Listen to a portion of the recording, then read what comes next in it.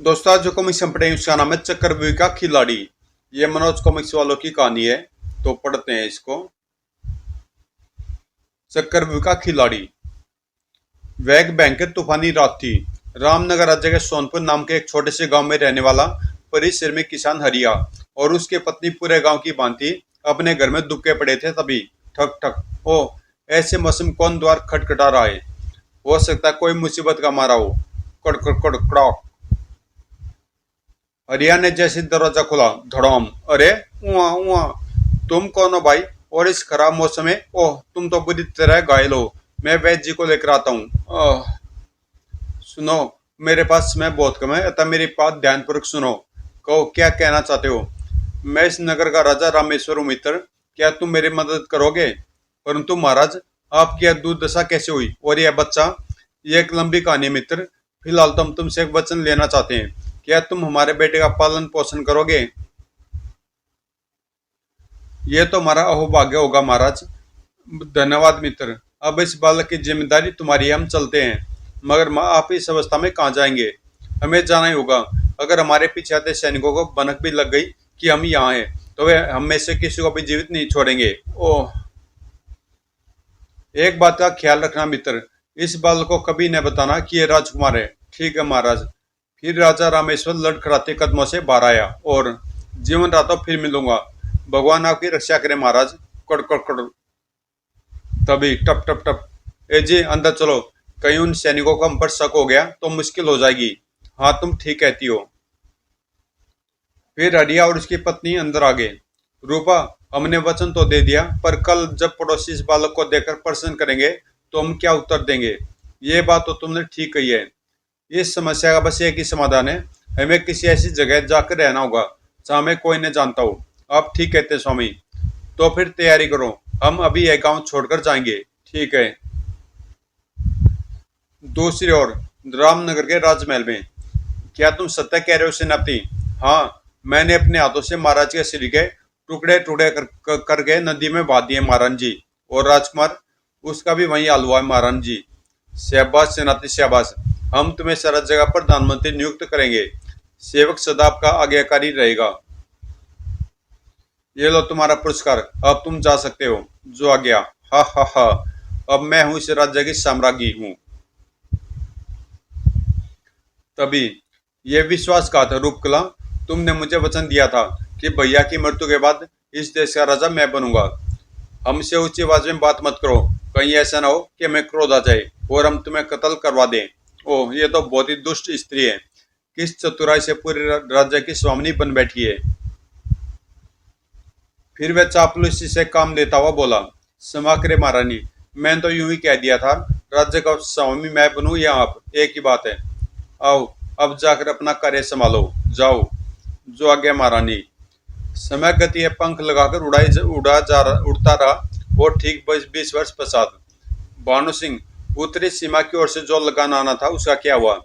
सैनिक लगान के धन के साथ कल सुबह तक यहाँ पहुंच जाएंगे। तभी गजब हो गया महाराज जी, लगान के धन को रास्ते में रामा डाकू ने लूट लिया। ओह ठीक है, तुम जाओ।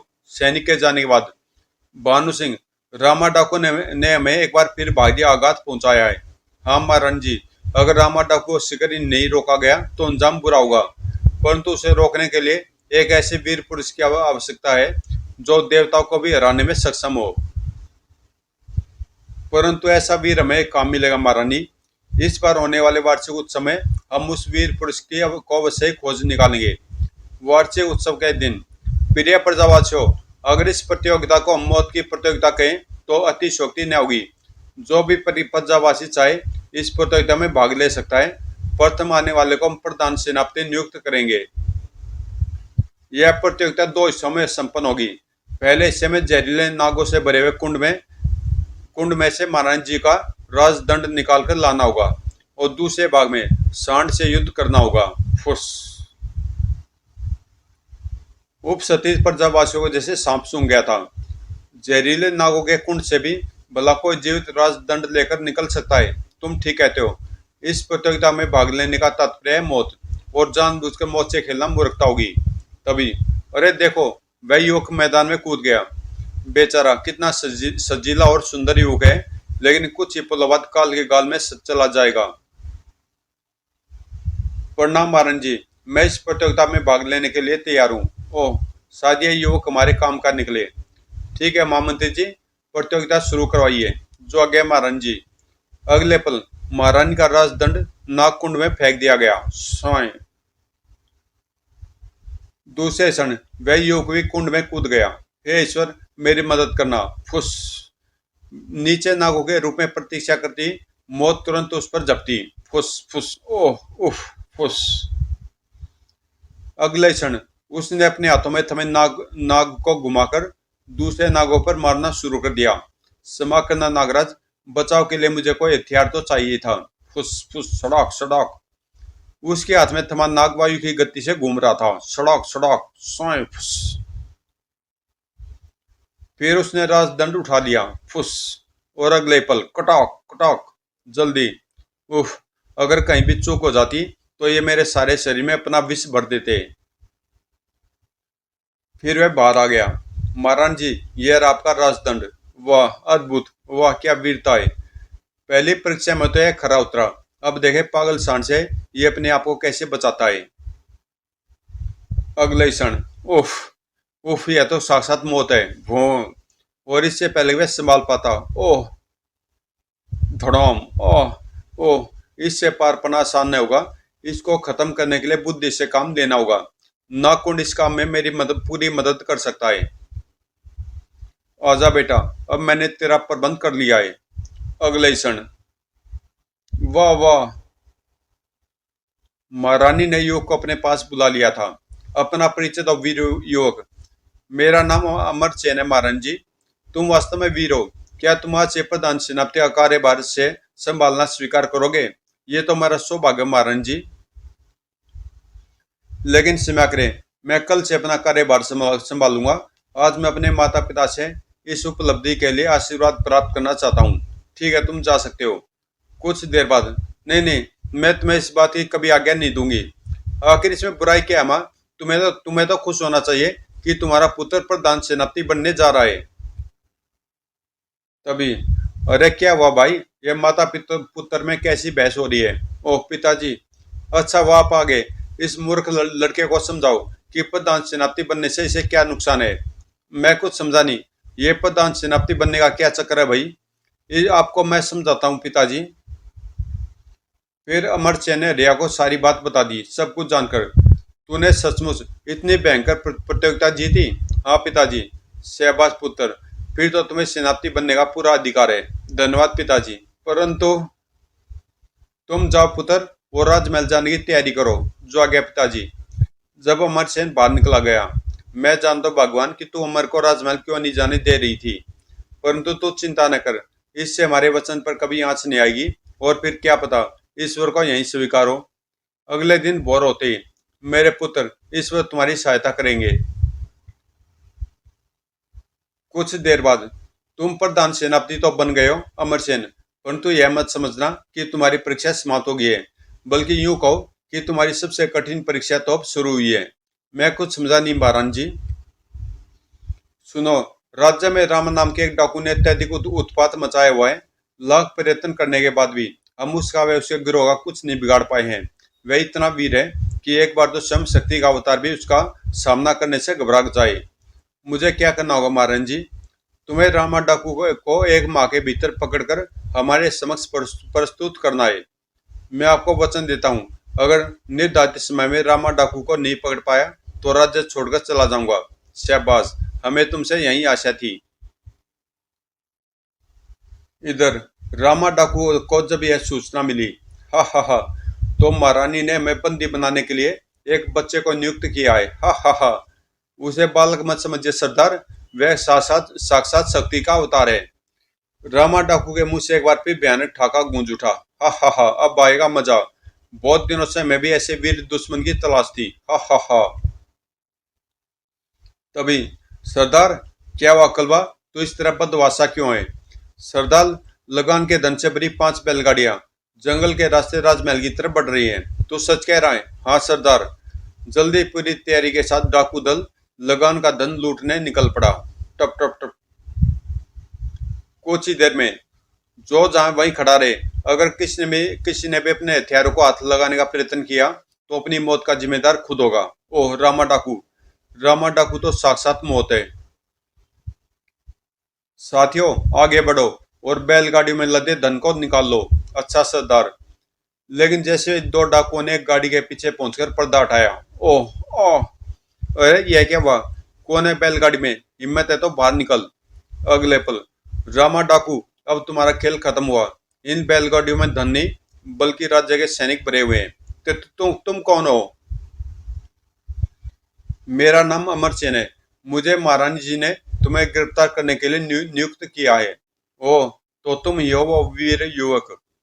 अचानक रामा ने घोड़े से छलांग लगाते हुए अमर सेन पर वार कर दिया। सोए, देखे तुम्हारी भुजाओं में कितना बल है। अगले पल अमर सेन ने फुर्ती से रामा डाकू पर वार कर दिया। खचाक, ओह टनक। तुम्हारे बारे में जैसा सुना था वैसे ही पाया। तुम वास्तव में वीर हो युवक। इधर अन्य डाकू और सैनिक भी आपस में भिड़ गए थे। टनक टन टन, ओह खच। उफ, बहुत फुर्तीला है। मेरे हर बार को बड़ी सफाई से बचा जाता है। साए। अपनी शक्ति और फुर्ती के बल पर अमरसेन धीरे धीरे रामा डाकू पर हावी होता जा रहा था। टनक, उफ, खच, ओह। अगले क्षण, बस रामा, तेरा खेल खत्म हुआ। तभी रामा के साथी कलवा की दृष्टि उन पर पड़ी। चल उठ, मैं तुझे महारानी के समक्ष जीवित रूप से उपस्थित करूंगा। ओह, यह युवक तो सरदार को मार डालेगा। मुझे सरदार को बचाना होगा। अगले क्षण, खचौक, ओह ओह। उसी समय कलवा अपना घोड़ा लेकर रामा के पास पहुंचा। सरदार आओ।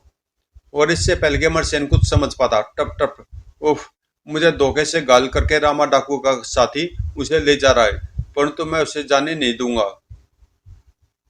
अगले पल अपने गांव की परवाह किए बगैर अमरसेन ने घोड़े पर छलांग लगा दी। और कुछ ही क्षणों बाद, टप टप टप टप, जब तक मेरे शरीर में प्राण है मैं रामा डाकू को छोड़ूंगा नहीं। उफ, ये तो हाथ धोकर हमारे पीछे पड़ गया है। सरदार की हालत बहुत खराब थी। अगर जल्दी चिकित्सा सहायता नहीं मिली तो इनकी मृत्यु हो सकती है। पास एक गांव है, वहीं चलता हूँ शीघ्र ही। मुझे सरदार को लेकर इसी घर में छुप जाना चाहिए। अगले क्षण, अरे अरे, अंदर कहाँ घुसे आ रहे हो भाई? कौन हो तुम? खबरदार, अगर शोर मचाने का प्रयत्न किया तो दोनों के सिर धड़ से अलग कर दूंगा।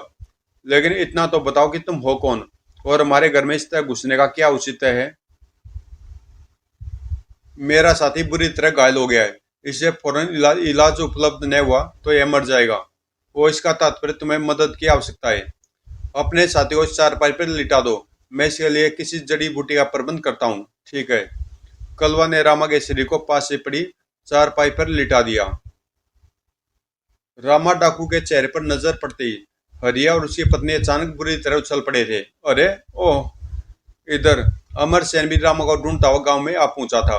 ओह, रामा डाकू एक छलावा की भांति मेरे हाथ से निकल गया, परंतु वह घायल है। ऐसी हालत में उसका साथी उसे ज्यादा दूर नहीं ले जा सकता। मैं अपने सैनिकों के साथ इस गांव का चप्पा चप्पा छान मारूंगा। कुछ देर बाद अमर सैनिकों के साथ पूरे गांव में रामा डाकू और कलवा को ढूंढता फिर रहा था। यहाँ भी नहीं है, न जाने कहाँ गायब हो गया है। जबकि दूसरी ओर हरिया किसान के घर में, मैं कहाँ हूँ? भगवान का लाख लाख शुक्र है, सरदार को होश आ गया। आप जहाँ भी सुरक्षित है महाराज। यह हमें महाराज के संबोधन से किसने पुकारा? वह फौरन आवाज की ओर पलटा और अगले पल, तुम? हमारा प्रणाम स्वीकार करें महाराज। तभी कुछ याद आती, हमारा पुत्र कहाँ रिया? राजकुमार पूर्णतः सुरक्षित है महाराज, लेकिन तुम लोग अचानक गांव छोड़कर कहाँ चले गए थे? हमने तुम्हें बहुत ढूंढा पर कुछ पता ही नहीं चला। राजकुमार की सुरक्षा के लिए वह गांव छोड़ना आवश्यक था महाराज। और तुमने तुम्हारे पुत्र को पालने के लिए बहुत कष्ट सहे हैं। तुम्हारे इस उपकार का ऋण हम कभी नहीं उतार पाएंगे। महाराज, ऐसी बात कहकर आप हमें शर्मिंदा न करें। नहीं हरिया, तुम वाकई मान हो। तुमने गैर होकर भी हमारे लिए इतने कष्ट सहे, जबकि हमारे अपनों ने ही हमें इस हाल में पहुंचा दिया। आज हम तुम्हें अपनी बर्बादी की कहानी सुनाते हैं।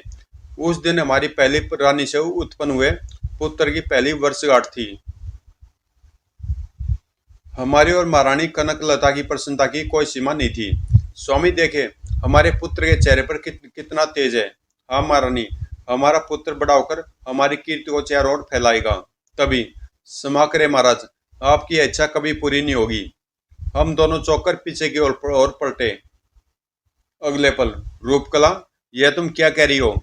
मैं सही कह रहा हूँ महाराज, मैं सही कह रही हूँ महाराज। आज से आप दोनों स्वयं को इस कक्ष में नजरबंद समझिए। राज्य की सारी सेना मेरी गुलाम है। कोई भी सैनिक तुम्हारा आदेश नहीं मानेगा। जहरीली नागिन तुम्हारे विरुद्ध इतना बड़ा षड्यंत्र रचेगी, यह तो हमने सपने में भी नहीं सोचा था। हा हा हा। इस षड्यंत्र में आपके छोटे भाई भानु सिंह भी मेरे साथ है। नहीं नहीं, यह नहीं हो सकता। वह इस दुष्ट कार्य में तुम्हारा साथ नहीं दे सकता। तभी आपको जानकर बहुत दुख होगा भाई साहब कि रूपकला ठीक कह रही है। भानु, तुम हमारे भाई होते हुए भी हमारे खिलाफ हो।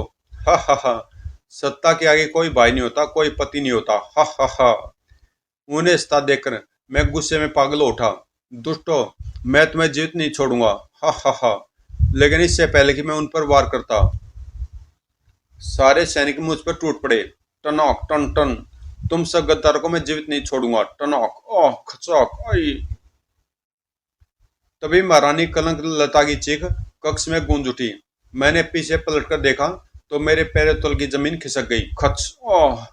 दुष्ट हत्यारिन, मैं तुझे जीवित नहीं छोड़ूंगा। तभी खच, ओह।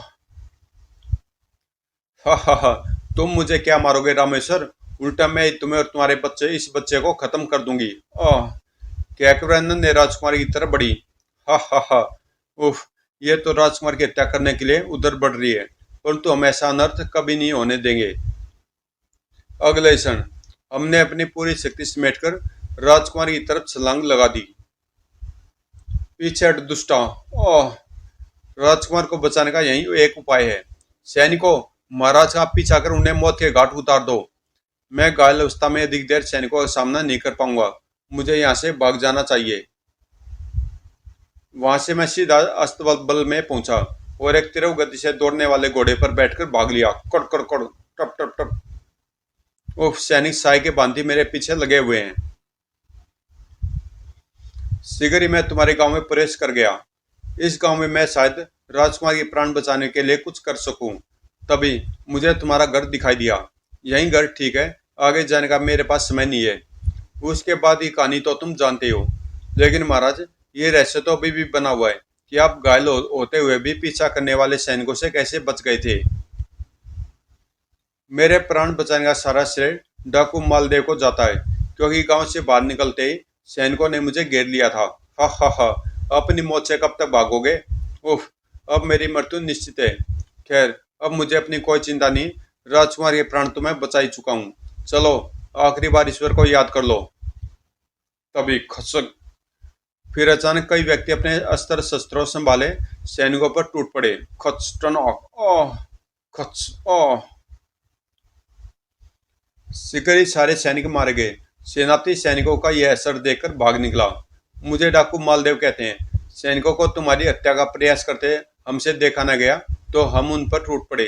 धन्यवाद मित्र, तुम्हारा उपकार मैं जीवन भर नहीं उतार सकूंगा। छोड़ो मित्र, मैंने जो किया वह मेरा कर्तव्य था। तभी उसकी दृष्टि मेरे घाव पर पड़ी। अरे, तुम तो बुरी तरह घायल हो और तुम्हें चिकित्सा की आवश्यकता है। और इस तरह मैं रामा डाकू बन गया। फिर सरदार मालदेव की मृत्यु के बाद सब डाकुओं ने मुझे अपना सरदार चुन लिया। ओह, मैंने प्रतिज्ञा की थी कि जब तक मैं उस दुष्ट रूपकला और भानु सिंह को समाप्त कर अपना राज्य वापस नहीं ले लूंगा, चैन से नहीं बैठूंगा। परंतु आज आपकी हालत कैसे होगी महाराज? यह सब प्रधान सेनापति का किया धरा है। ये आप क्या कह रहे हैं महाराज? अगर यह सच है तो गजब हो गया महाराज। आज एक पुत्र के हाथों पिता घायल हो गया है। पिता, पुत्र? हाँ महाराज, प्रधान सेनापति अमरसेन आपका पुत्र है। आहा, यह जानकर आज मैं कितना प्रसन्न हुआ हूँ, यह मैं तुम्हें बता नहीं सकता। जब अमर को भी सारी वास्तविकता का पता चलेगा तो वह भी बहुत प्रसन्न होगा महाराज। नहीं हरिया नहीं, उसे जानकर बहुत दुख होगा कि उसका पिता की डाकू है। हमें वचन दो हरिया कि तुम हमारे पुत्र को कुछ नहीं बताओगे। ठीक है महाराज, जैसे आपकी इच्छा। अच्छा हरिया, अब हम चलते हैं। कुछ देर और रुक जाइए महाराज।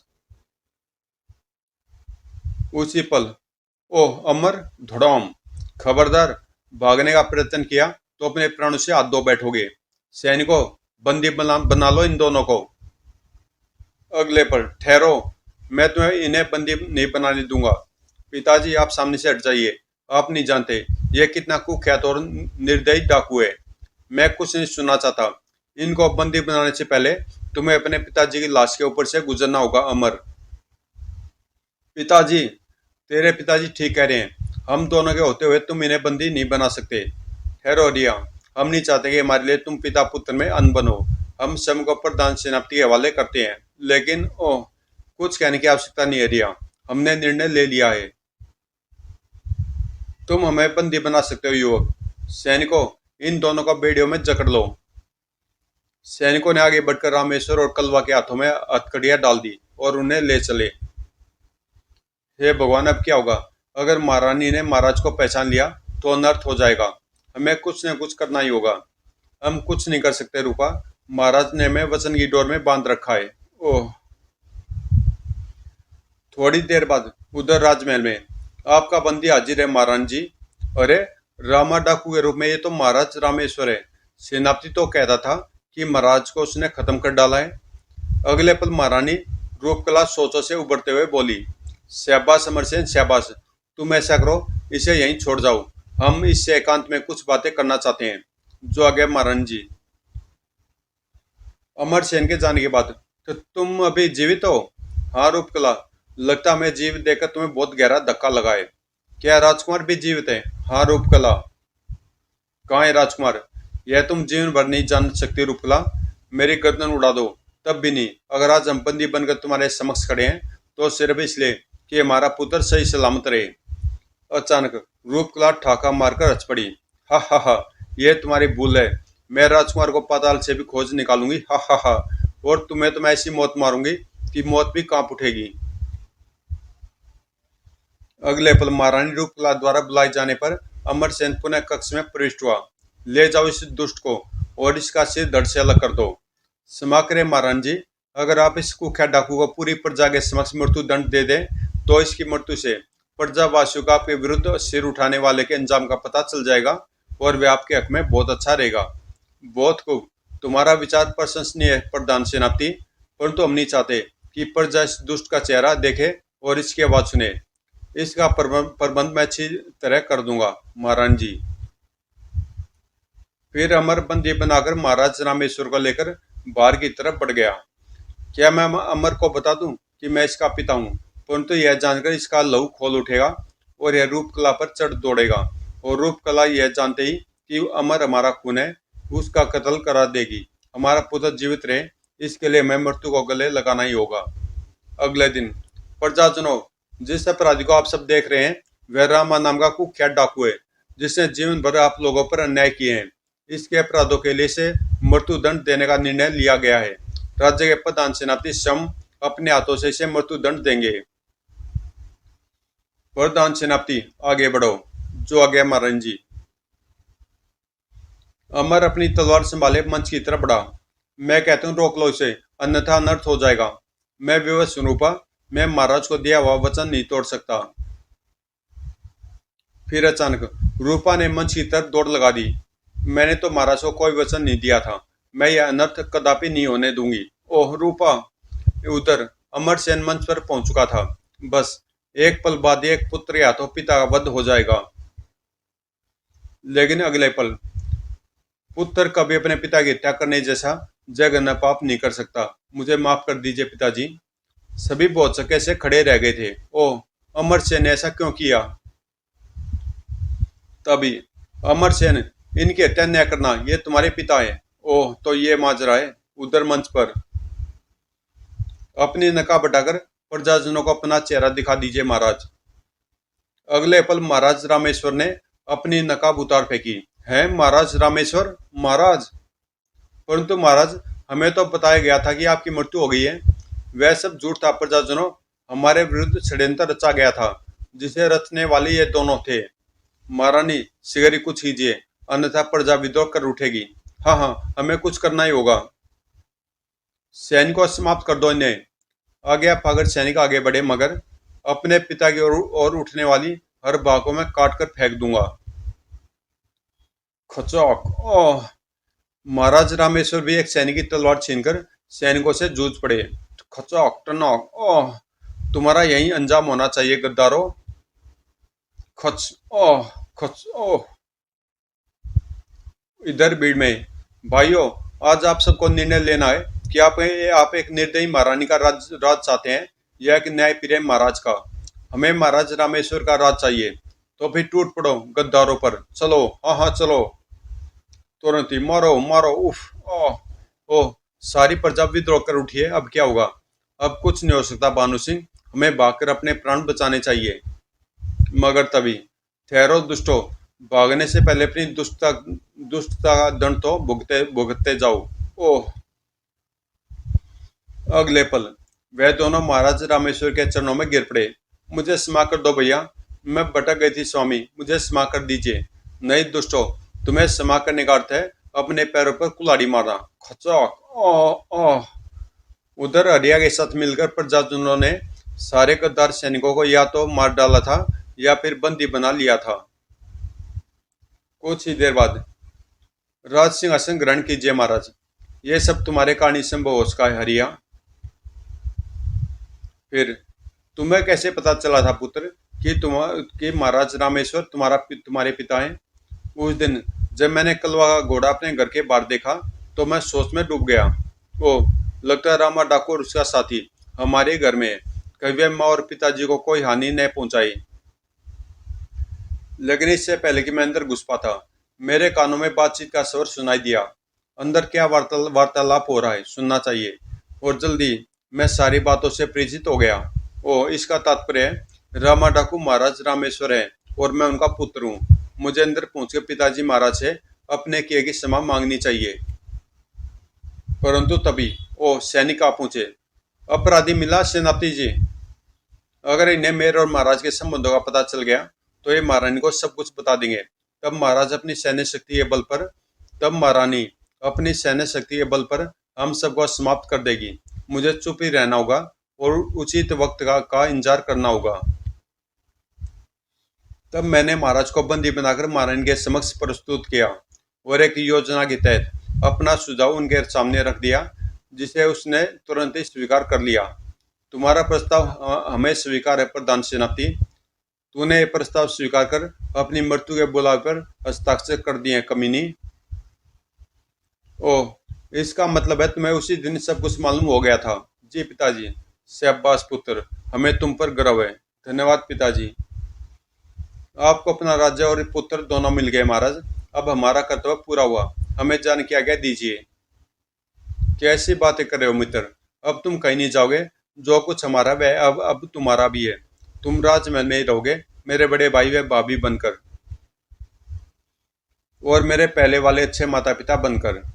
हरिया और रूपा ने दौड़कर अमरसेन को गले से लगा लिया। बेटा, माँ, पिताजी। समाप्त। तो दोस्तों, कॉमिक्स यहीं पे समाप्त होती है और अच्छी कॉमिक्स थी, और मिलते हैं किसी अगली कॉमिक्स में।